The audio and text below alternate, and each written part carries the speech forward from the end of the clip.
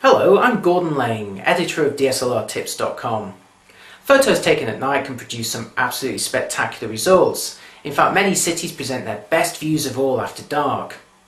Night photography can also be very forgiving on bad weather, so if rain's prevented you from getting the shots of a city like you want during a day, it's well worth trying again after sunset. However, night photography can prove a bit of a challenge when your camera is set to automatic. Often the results are very disappointing, but by learning a few very simple tricks you can get some great looking results. And in this workshop I'll show you everything you need to know. This photo of Christmas decorations outside of a house at night time was taken using a camera's automatic settings, and the result is just way too dark.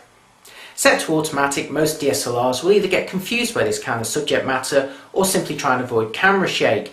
Either way, they'll generally select a relatively quick exposure and produce a dark picture like you see here. So while admittedly there is no camera shake here, the exposure just wasn't anywhere near long enough to successfully record the lights. There's just two tricks behind successful night photography. First is making sure enough light gets into your camera for a decent looking exposure, and second is ensuring that your camera is kept steady during that exposure to avoid any shake. The first part is easy. First of all, you'll want to maximise the amount of light entering your camera through the lens, and that involves opening the lens iris to its maximum diameter. After that, it's a case of simply experimenting with different shutter speeds until you get the result that you're looking for. Now, it's possible to independently control the shutter speed and the aperture with any DSLR using their manual mode. Here's how it works in practice. To put your DSLR into manual mode, simply turn the main command dial to the letter M. This will let you independently adjust the aperture and the shutter speed. If your DSLR has only one control wheel, either at the front of the camera or the back, then this will normally be used to adjust the shutter speed. To adjust the aperture, you'd normally hold a button down while turning the same dial. Check your manual for details. If your DSLR has two dials, then one will normally be devoted to the shutter and the other to the aperture. The actual aperture and shutter values will normally be shown on a screen on the back of the camera, or through the optical viewfinder. If your DSLR has a screen on the top, then those values will be shown there. On this particular model, the shutter speed is indicated here in the top left corner of the screen as a fraction, and next to it the aperture as an F number. So to adjust the shutter speed, simply turn that control wheel. And to adjust the aperture, hold down the exposure compensation button while turning the same dial. So the first step is to open your lens aperture to let in as much light as possible. To do this, select the smallest f number for your lens, which for this particular model is f3.5.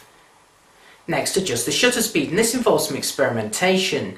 For night skylines, a good starting point is a shutter speed of around 1 second, and most cameras indicate seconds using double quotes. So here we've selected a shutter speed of 1 second.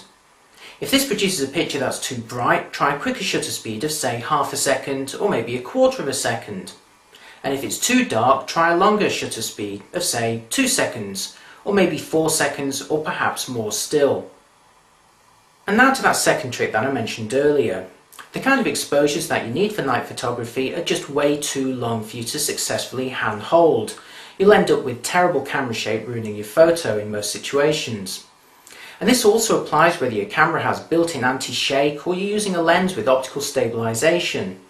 Those might help a great deal in normal situations, but when it comes to night photography and very long exposures, they're not going to be effective. So you're simply going to have to find somewhere very steady to place your camera.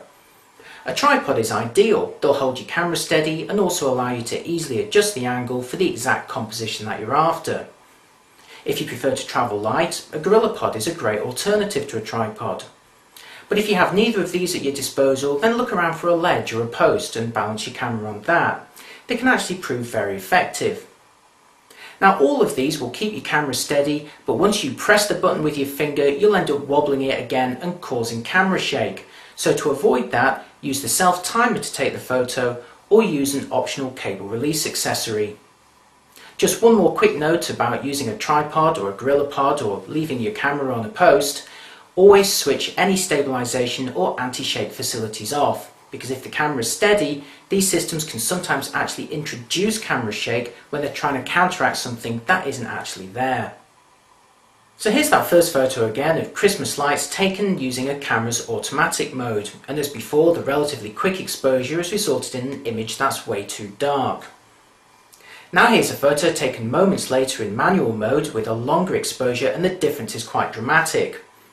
The first photo was taken with a shutter speed of 1/8 of a second, but for this second shot we made sure the aperture was wide open and increased the exposure to 5 seconds, and we also used a tripod to keep the image steady. The same technique can be used to capture spectacular images of city skylines. This shot of Tokyo after dark was taken with a 15-second exposure from inside a hotel room with the lights turned off to avoid internal reflections on the window. The long exposure has allowed the car headlights on the streets below to leave really nice looking trails.